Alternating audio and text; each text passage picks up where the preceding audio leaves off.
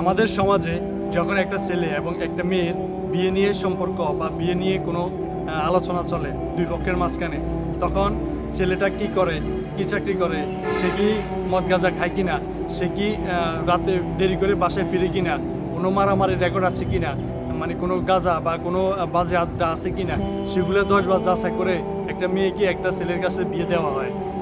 তখন ওই মেয়েটার কিন্তু তেমন কিছু বুঝ থাকে না, ওই মেয়েটা কিন্তু জ্ঞান কম থাকে, কোনো কিছু তেমন একটা জানে না, তারপরেও কিন্তু মেয়েটা মানে রাজি হয়ে যায় বিয়ে করার জন্য।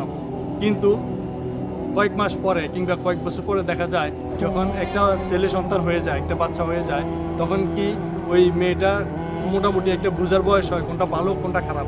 কিন্তু মেয়েটা কি করে, মানে রং নাম্বারে অথবা ফেসবুকে অথবা টিকটকে একটা ছেলের সাথে তার পরকীয়া সম্পর্ক হয়ে যায়।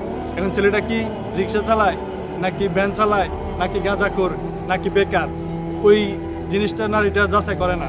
কিন্তু ওই সময় কিন্তু তার পর্যাপ্ত পরিমাণ বুঝার একটা বয়স হয়ে যায়, কারণ তখন তার একটা সন্তান বা একটা দুইটা সন্তান থাকে, তারপরেও সে পরকীয়া জড়িয়ে যায়।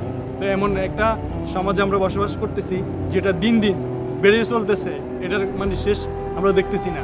আমাদের মানে আমরা যারা ইয়াং জেনারেশন, আমাদের ভবিষ্যৎটা কোথায় গিয়ে দাঁড়াবে সেটাই আমরা ভাবনা করি বা আমাদের চিন্তার একটা বিষয় রয়ে গেল।